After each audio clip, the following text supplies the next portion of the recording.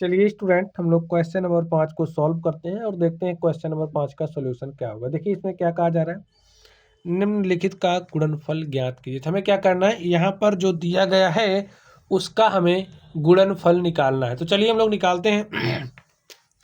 तो स्टूडेंट्स आप लोग ध्यान से देखिए, गुणनफल निकालना है। कैसे निकालोगे, ये जो पद दिए गए लिखिए। जैसे पद दिया है, पहला पद एक्स वाई है, एक्स वाई को गुणा करना है किससे, वाई जेड से, को गुणा करना है जेड एक्स से। हो गया, सॉल्व कर लीजिए। देखिए एक्स को एक्स से गुणा करिए, देखिए एक्स यहाँ पर है, एक्स यहाँ पर, तो क्या हो जाएगा एक्स स्क्वायर। वाई यहाँ पर है, वाई यहाँ पर है और कहीं है नहीं है, तो वाई स्क्वायर। जेड यहाँ पर है, यहाँ पर तो हो जाएगा जेड स्क्वायर। और यही हमारा आंसर हो गया। ऐसे ही करना आपको। चलिए आगे देखिए, ए है, ठीक है, गुणे में माइनस ए स्क्वायर लिख दीजिए, गुणे में ए की पावर 3 लिख दीजिए। आपको एक कॉन्सेप्ट पता होना चाहिए, जैसे जब आधार समान हो, आधार का मतलब जैसे आप समझिए हमारे पास ए है और ए को हमें गुणा करना है ए की पावर 2 से, तो यहाँ पर अगर कुछ नहीं दिख रहा है तो इसका मतलब एक पावर है यहाँ पर। देखिए आधार का मतलब जैसे यहाँ पर ए है तो यहाँ पर भी ए होना चाहिए। अगर आधार समान है तो जो गुणा होता है, गुणा में घातें जुड़ जाएंगी, तो घातों को जोड़िए, 1 + 2 बराबर ए की पावर 3। समझ गए बात, जनरलाइज कर दीजिए इसको। आप समझिए आधार ए है की पावर एम है, को गुणा कर रहे हैं, आधार ए है की पावर एन है से, तो हमें क्या मिलेगा भाई, आधार समान होता है तो गुणा में घाते जोड़ लेते हैं। तो आधार ए है, यहाँ पर भी ए है, तो गुणा में घाते जोड़िए, तो घातों को जोड़ेंगे तो हो जाएगा m + n। तो इसी कॉन्सेप्ट का इस्तेमाल करके आप लोग सॉल्व करिए।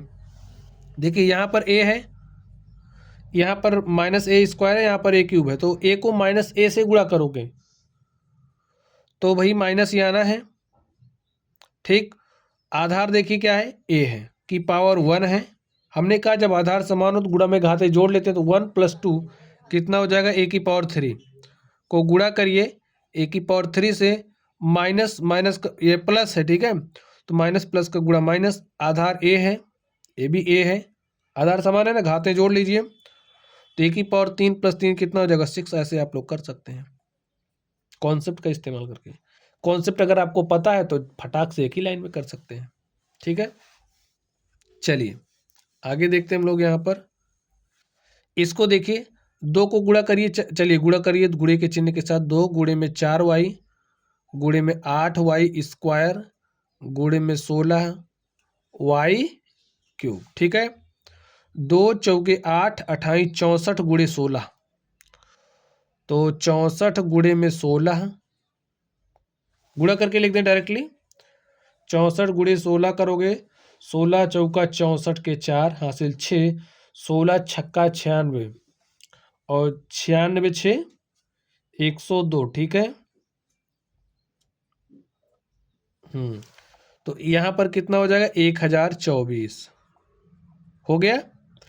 y को y² से गुणा करेंगे तो y की पावर 3 हो जाएगा, y की पावर 3 यहाँ पर है तो y की पावर 6 हो जाएगा। चलिए कॉन्सेप्ट वही हमने इस्तेमाल किया। ठीक है, आधार समान होगा तो गुणे में घाते जोड़ लेंगे।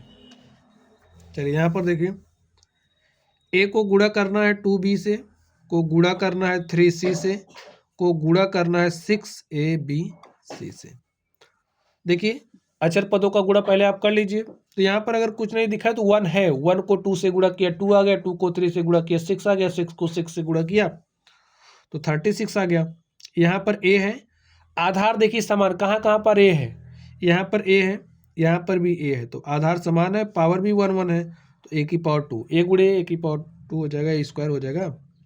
b वाला देखिए, b यहाँ पर है, b यहाँ पर है, तो b² और c यहाँ पर है, c यहाँ पर है, तो c²। तो 36 a² b² c², यही हमारा आंसर हो गया।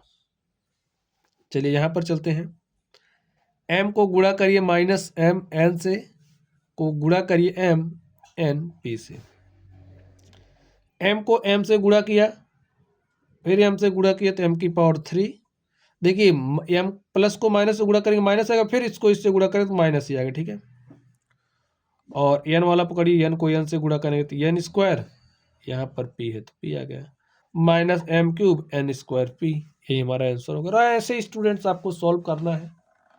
तो इस तरीके से जो हमारा क्वेश्चन नंबर 5 था हमने इसको भी हल कर लिया है।